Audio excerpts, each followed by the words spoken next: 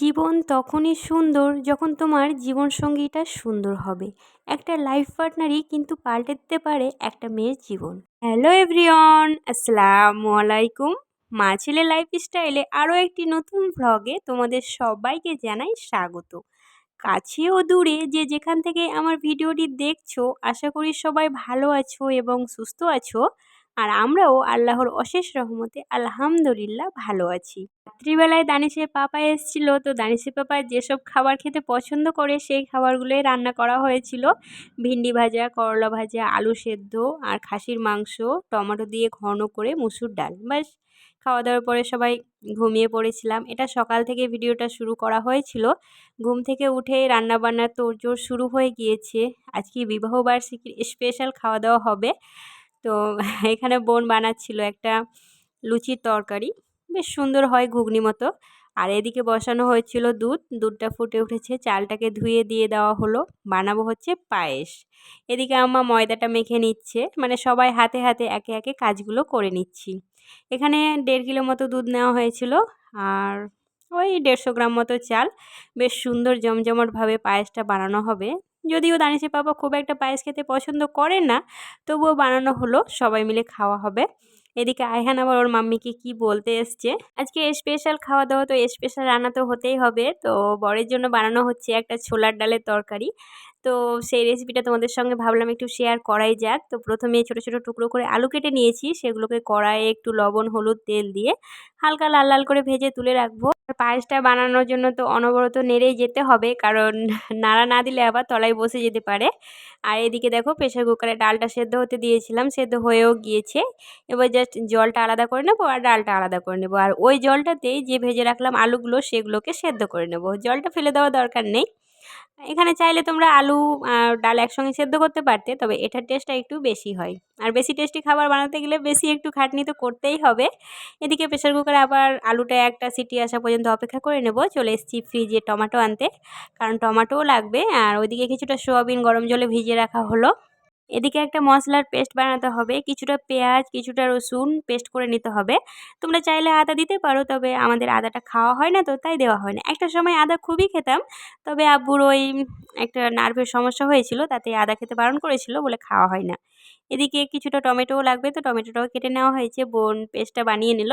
এদিকে দেখো পায়েসটা প্রায় হয়ে এসছে। তো এবার আমি দিয়ে দেবো পরিমাণ মতো চিনি, কারণ চাল সেদ্ধ না হলে তো আর চিনিটা দেওয়া হবে না। আমরা খুব একটা মিষ্টি খাই না, হালকা মিষ্টি খাই, তাই হালকাই চিনি দিলাম। এদিকে আমার আলুটাও সেদ্ধ হয়ে গিয়েছে, চলো এবার দেখা যাক। এবার আলু আর ডালটাকে একসঙ্গে করে দেব, তারপরে ফোড়নটা বানাতে হবে। এটা জবরদস্ত খেতে হয়, তোমরা চাইলে একবার ট্রাই করতেই পারো। এদিকে দেখো কড়াই পরিমাণ মতো তেল দিয়ে তাতে শুকনো লঙ্কা, তারপর তেজপাতা, গোটা গরম মশলা আর অল্প একটু চিনি দিতে হবে, কারণ চিনিটা দিলে খাবারের টেস্টটা খুব সুন্দর আসে। চিনিটা স্কিপ করে গিয়েছি। এদিকে আমি কিছুটা পেঁয়াজ কুচি, তারপর টমেটো, এগুলোকে ভালোভাবে একটু ভেজে নেওয়ার পরে দিয়ে দেবো রসুনের পেস্টটা। তারপর ভালোভাবে আর একটু কষিয়ে নেব। কষাতে কষাতে মশলা থেকে তেল ছেড়ে আসলে আমি দিয়ে দিব সেই সয়াবিনগুলো। একটু ছোট ছোট টুকরো করে নিয়েছি, কারণ ছোট ছোট টুকরোটাই আমার প্রয়োজন, গোটা দিলে খুব একটা ভালো লাগবে না খেতে। এবার এটাকেও ভালোভাবে কষিয়ে নেওয়ার পর কড়াই একটু লেগে যাচ্ছিল, তাই যে এক্সট্রা জলটা ছিল সেটা দিয়ে মশলাটাকে কষিয়ে নিলাম। এখানে এবার সম্পূর্ণ মশলা কষানো হয়ে গিয়েছে, ওপর থেকে দিয়ে দেবো সেদ্ধ করে রাখা ছোলার ডাল আর আলুটা। তারপর ভালোভাবে একটু নেড়েচেড়ে মশলার সঙ্গে মিশিয়ে নিতে হবে। সেদ্ধ তো পারফেক্ট হয়েই গিয়েছে, এবার জাস্ট একটু পরিমাণ মতো জল দেবো, তারপর ফুটিয়ে নেব। এদিকে দিয়ে দিয়েছিলাম গোলমরিচ গুঁড়ো, তারপর আবারও একটু হাত দিয়ে নাড়িয়ে চাড়িয়ে ফুটতে দেবো। বেশ খেতে সুন্দর হয়, তোমরা চাইলে অবশ্যই বানাতে পারো। এদিকে দানিশের বাবা উঠে গিয়েছে, তো ভাবলাম যে ডিমটা সেদ্ধ হতে বসিয়ে দিই, ততক্ষণে ওর ফ্রেশ হয়ে যাবে। এদিকে 4টা ডিম সেদ্ধ হতে দিয়েছিলাম, কারণ দানিশের পাপাকে 2টো দেবো, আর দানিশ রায়হান তো ছাড়বেই না খাবার দেখলে, কারণ ওরা দিলে খায় না, আবার কেউ যখন খায় সেটা জিনিস ওদেরকে খুব ভালো লাগে খেতে। ছোটো বাচ্চারা হয়তো এরকমই হয়। দানিশের পাপা ফ্রেশ হয়ে গিয়েছিল, ওকে একটু চা খেতে দিয়ে দিলাম। বেশি জিনিস খেতে চায় না, এই 2টো টোস্ট দিয়েছিলাম, 2টো বিস্কিট আর ডিম।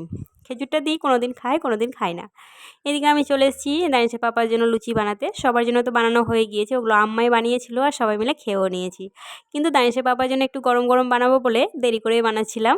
আমার ভিডিওটা দেখতে দেখতে এই পর্যন্ত যদি তোমাদের একটুও ভালো লেগে থাকে, তাহলে অবশ্যই একটা লাইক করো, কারণ তোমাদের একটা লাইকই পারে আমার ভিডিওগুলো আরও পরবর্তী কিছু মানুষের কাছে পৌঁছে দিতে। আর চাইলে সুন্দর একটা কমেন্ট করতে পারো, কারণ তোমাদের সুন্দর একটা কমেন্টই আমাকে পরবর্তী ভিডিও বানাতে অনেক বেশি মোটিভেট করে। চাইলে তোমরা আমার চ্যানেলটিকে সাবস্ক্রাইব করতে পারো, আর যারা এই কাজটি আগে থেকে করে রেখেছো তাদেরকে অসংখ্য অসংখ্য ধন্যবাদ। আর পাশে থাকা বেল আইকনটি অবশ্যই অল করে রাখিও, কারণ যখনই কোনো ভিডিও আপলোড করব সঙ্গে সঙ্গে নোটিফিকেশান তোমাদের কাছে পৌঁছে যাবে। আর তোমরা যখন ফ্রি সময় পাবে আমার ভিডিওগুলো দেখে নিতে পারো। দানিশের পাপার জন্য সব খাবার বানানো হয়ে গিয়েছে। দেখো ওর জন্য খাবারটা আমি বেড়ে দিয়েছি। এখানে খাসির মাংস দিয়েছিলাম, ছোলার ডালের তরকারি, পায়েস, লুচি, ব্যাস এই ছিল খাওয়া দাওয়া। দানিশের পাপা খেয়ে নিয়েছে। তারপর বাসনগুলো বেরিয়েছিল, সেগুলোকে ভাবলাম যে হাতে হাতে মেজে রেখে দিই। আম্মার ভরসায় রাখলে আবার আম্মার রান্নাবান্না করে স্নান করতে অনেকটাই দেরি হয়ে যায়, তাই আমরা নিজে নিজে করার অনেকটাই চেষ্টা করি। এদিকে পুরোটাই বাসন কোসন মেজে নিলাম। তারপর বেসিনটাকেও একটু সুন্দর করে মেজে নিচ্ছি। প্রত্যেকবার বাসন মাজার পর যদি বেসিন না মাজা হয় তাহলে কিন্তু দেখতে ভীষণ বাজে লাগে রান্নাঘরটা। আর আমাদের রান্নাঘর তো সেরকম রং করা নেই, তাই খুব একটা ভিডিওগুলো ফুটে ওঠে না। জায়গার জিনিস জায়গায় রেখে দিচ্ছি। এবার আমার সুন্দর সুন্দর দিদিবোনেদের কিছু কমেন্ট পড়া যাক। MHATV, ইলাস ব্লগ, রাফসান, আরফান, মম ব্লগ, সুরাইয়া খাতুন, তাদেরকে অসংখ্য অসংখ্য ধন্যবাদ আমাকে এত সুন্দর সুন্দর কমেন্ট করার জন্য। দুপুরে খাওয়া দাওয়ার কিছু দেখানো হয়। আমি তো একটা 10 মিনিটের ব্লগ বানাই, কিন্তু সারা দিনে আমি কত কাজ করি, কত কি করি সেই সব তো তোমাদের মাঝে তুলে ধরতে পারি না। কিছু কিছু মুহূর্ত যেগুলো, সেগুলো হয়তো তোমাদের তুলে ধরি। তো খাওয়া দাওয়ার পরে আমরা বেরিয়েছিলাম একটু ঘুরতে। এখন তো ছোটো দিনের বেলা, তাই খাওয়া দাওয়া করেই বেরিয়ে গিয়েছিলাম। তো বর বলল যে চলো আজকে যখন জীবনের একটা স্পেশাল দিন, তাহলে তোমাকে একটু ঘুরিয়েই নিয়ে আসি। তো আমি তো ঘোরার নামে ভীষণ লাট্টু, কারণ আমি ঘুরতে ভীষণ ভালোবাসি। এদিকে চলে এসেছিলাম প্রথমে পার্কে। পার্কে এসে আমরা কি করব, আমি জাস্ট বসেছিলাম আর দানিশের খেলাধুলো দেখছিলাম। নিজের থেকেও এখন ছেলের আনন্দটাই নিজের কাছে মনে হয় অনেক দামি। সত্যি বলছি, জীবনে সর্বশ্রেষ্ঠ যদি পাওয়া কিছু বলি তাহলে কিন্তু আমার এই সন্তান। এই সন্তানকে নিয়ে অনেকটাই সময় আমার কেটে যায়। একটা সময় ছিল যখন বিয়ে হয়ে গেলাম, তখন কিন্তু বর বাড়িতে থাকতো না, সবসময় ডিউটিতে বাইরে থাকতো, আর কিছুটা সময় আসতো।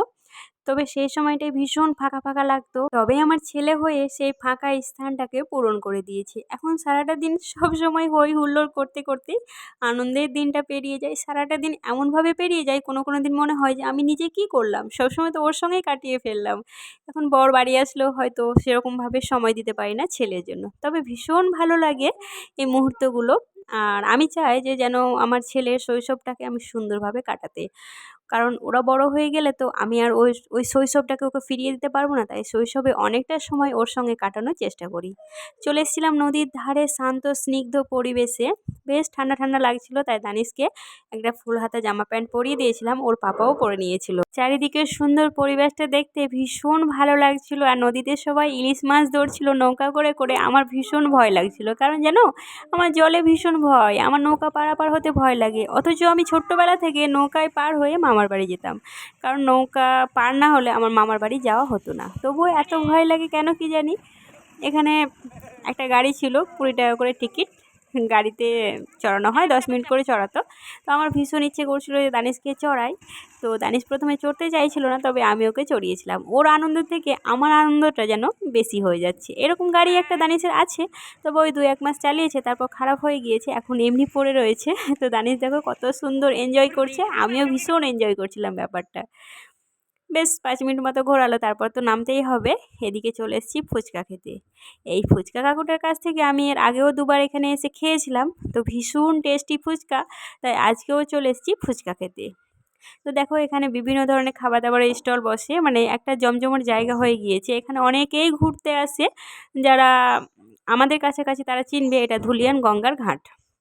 দানিশ আবার এই অসময়ে একটা আইসক্রিম খেয়ে ফেললো, কী কাণ্ড দেখো।